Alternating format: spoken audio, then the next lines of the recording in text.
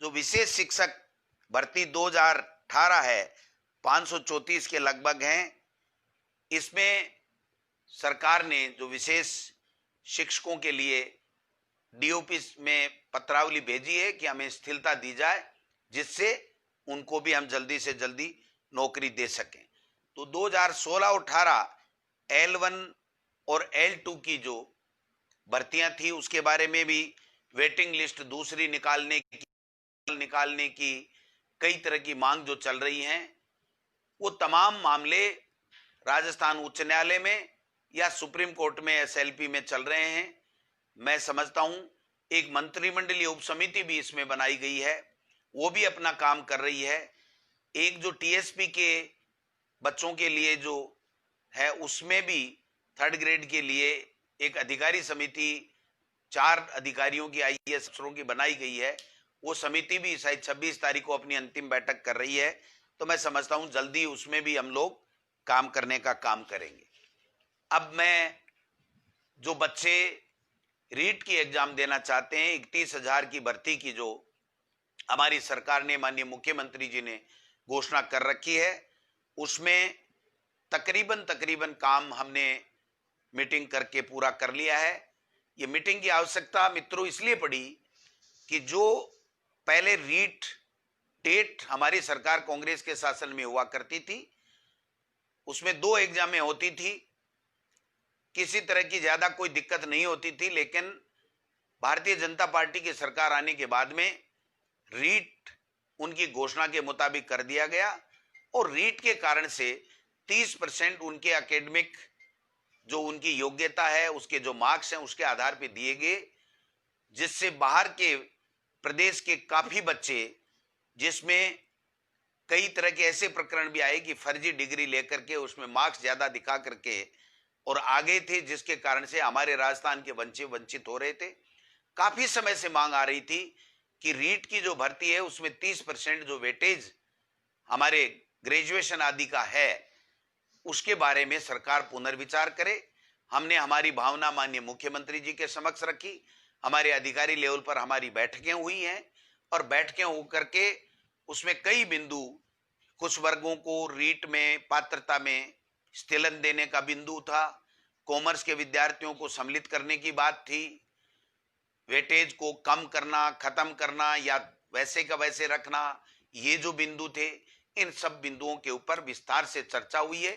कुछ हमारे जो NCT की गाइडलाइन है उसके मुताबिक कुछ चेंजेज हमें कॉमर्स के विद्यार्थियों को अगर हम शामिल करेंगे तो उसमें कुछ चेंजेज करने पड़ेंगे। अगर हम वेटेज को वाले मुद्दे को दूसरे तरीके से अगर हम करना चाहेंगे तो भी हमें पंचायती राज एक्ट में रूल्स में जो संशोधन करना पड़ेगा। उसके लिए ऊपरी स्तर पे, उच्च स्तर के ऊपर काफी विचार विमर्श हुआ है।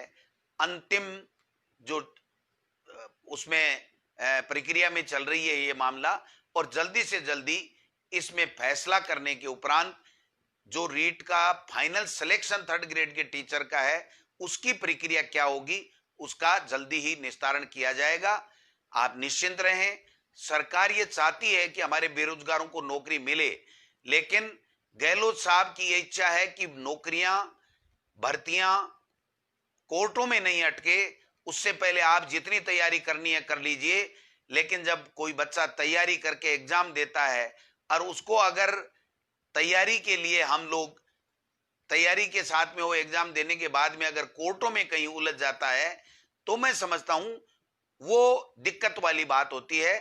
तो हमने प्रयास किया है कि हम जल्दी से जल्दी इस दिशा में आगे बढ़ें और कोर्ट में हमारा कोई मामला नहीं जा पाए, इस दिशा में हम लोग काम कर रहे हैं। बाकी जितने भी भर्तियां हैं उनके बारे में सब में मैंने आपको बताया है, PTI का बताया है। जल्दी हम 228 का जिला आवंटन कर रहे हैं। प्रधानाध्यापक के लिए हमने हाई कोर्ट में कह दिया है। जो हमारे वरिष्ठ अध्यापक हैं 2016 का रिशफल हम करेंगे, 2018 को जल्दी हम नियुक्ति देंगे। जो कनिष्ठ सहायक जो लिपिक हैं LDC की जो भर्ती है उसमें हमने जिला आवंटन की प्रक्रिया को पूरा कर लिया है और जो कैलेंडर दिया है उसके मुताबिक हम लोग आगे बढ़ रहे हैं और जल्दी जुलाई के महीने में भी हम लोग उनको नौकरी देंगे। मैं समझता हूं समय समय पर हम सब लोग इन चीजों की चर्चा करें और चर्चा करने के उपरांत हम लोग पारदर्शिता के साथ में, हमारी सरकार माननीय मुख्यमंत्री चाहते हैं कि पारदर्शिता से हम सारी चीजें बताएं। जो शिक्षक भर्ती 2012 है उसके लिए भी जो पंचायती राज की भर्ती थी जिला परिषदों के माध्यम से हुई थी, उसमें भी पंचायती राज के अधिकारी और उनकी जो लीगल की, डीओपी की, फाइनेंस की कमेटी बनी हुई थी, उन्होंने एसएलपी करने का निर्णय ले लिया। चूंकि वो एक कमेटी होती है जो संविधान में उनको अधिकार प्राप्त है, उनको फैसला करना होता है कि अपील होगी या हम नोट अपील होगी, तो वो भी कर दिया गया है। बाकी जितने भी भर्तियां हैं जल्दी से जल्दी करेंगे। 31,000 टीचर्स की जो आपकी रीट की एग्जाम है, जो उसको भी हम जल्दी, इसको अंतिम फैसला करने के बाद में हम लोग इस कोरोना महामारी से हम लोग निकल जाएं। क्योंकि कई जो पढ़ने वाले बच्चे हैं वो कोचिंग में पैसा जमा करा चुके, कोचिंग के कारण से उनका भी ये बात बार बार ज्ञापन से आता है कि साहब जब तक कोचिंग नहीं खुले तब तक आप अगर रीट कराओगे तो हम पहले वाले जो कंपटीशन में जो लोगों ने तैयारी करके दी उससे हम पिछड़ जाएंगे। लेकिन मैं आपको आश्वस्त करना चाहता हूं कि हम इस भर्ती को डिले नहीं करना चाहते। ज्ञापन देना अलग बात है, निर्णय करना अलग बात है। माननीय मुख्यमंत्री जी ने ये स्पष्ट निर्देश हमारे विभाग को दिया है कि जल्दी से जल्दी 3rd ग्रेड के जो टीचर्स हैं उनके लिए रीट की जो एग्जाम है उसको आप जल्दी कराइए। हमारे व्याख्याता जो 5,000 की जल्दी से जल्दी भर्ती कीजिए, और जो बाकी शेष 3,000 की घोषणा माननीय मुख्यमंत्री जी ने कर रखी है उसके लिए भी हमने प्रक्रिया चालू कर दी है। डीपीसी हम लोग करवा रहे हैं, ऊपर से लेके नीचे तक की सबकी हम लोग डीपीसी करवा रहे हैं। 2nd ग्रेड वालों को दोनों 16 और 18 का हमने निर्णय ले लिया और जल्दी से जल्दी इनको नौकरी मिल रही है। मैं समझता हूं बहुत अच्छे तरीके से आप लोगों ने कोरोना में सबको बचाने का जो काम किया है, जो मेहनत कर रहे हैं, जो आप अवेयरनेस, जागरूकता फैला रहे हैं, उसमें आप काम कीजिए। और मैं एक बात और मेरे नौजवान साथियों से करना चाहता हूं कि हमें किसी तरह का कोई मुगालता हमारी सरकार को नहीं है कि आपकी वजह से, आपकी मेहनत की वजह से और आपसे जो वादे किए हैं उसके मुताबिक हम काम कर रहे हैं। आपके कारण से हम सरकार में आए हैं।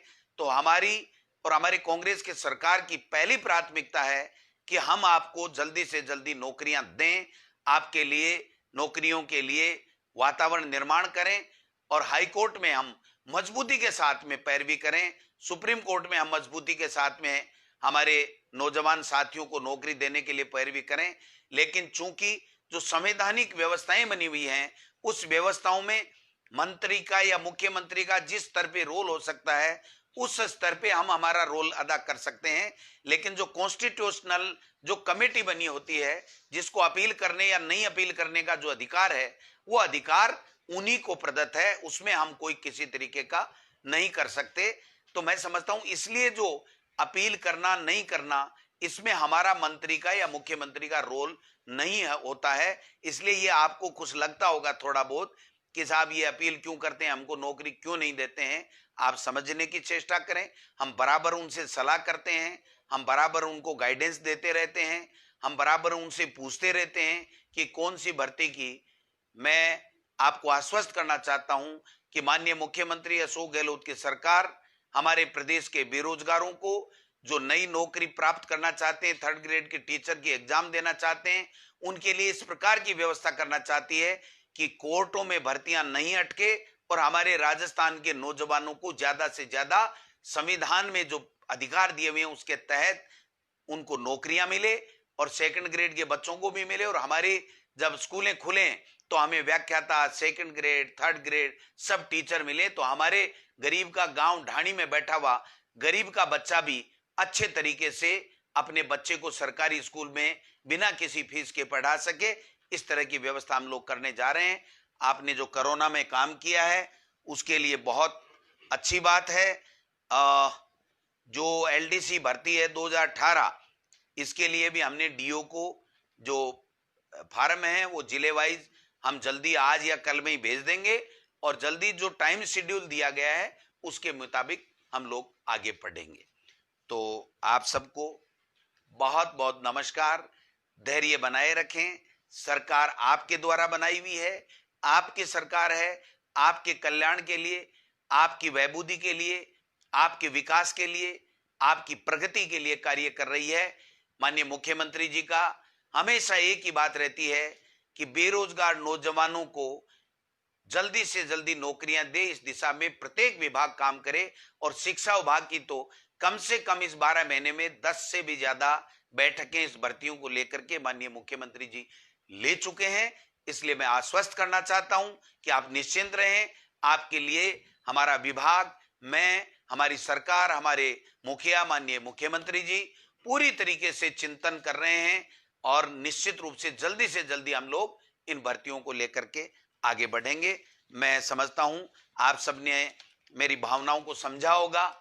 आपकी जो भावनाएं हम रोजाना समझते हैं, ट्विटर के माध्यम से हमें कड़वे वचन पढ़ने को भी मिलते हैं, लेकिन ये आपका अधिकार है, ये आपका हक है। आपने हमको बनाया है, आपने हमारी सरकार बनाई है। और मैं तो कम से कम आपको ये कहना चाहता हूं कि मैंने 5 साल आपके मुद्दे उठाए हैं। जब बीजेपी की सरकार थी तो प्रत्येक मुद्दे से मैं वाकिफ हूं, आपके दर्द को मैं जानता हूं। लेकिन मेरी अपनी सीमाएं हैं कि मंत्री का जहां जिस रूप में रोल होता है, मुख्यमंत्री का जिस रूप में रोल होता है, उसमें हमेशा एक ही बात रहती है कि हम हमारे नौजवान बेरोजगारों को जल्दी से जल्दी कैसे नौकरियां दें। इसलिए आप आश्वस्त रहें, रीट भी जल्दी होगी, सेकंड ग्रेड का रिसिपल भी जल्दी होगा, सेकंड ग्रेड की ज्वाइनिंग भी जल्दी होगी और व्याख्याता की ज्वाइनिंग भी जल्दी होगी।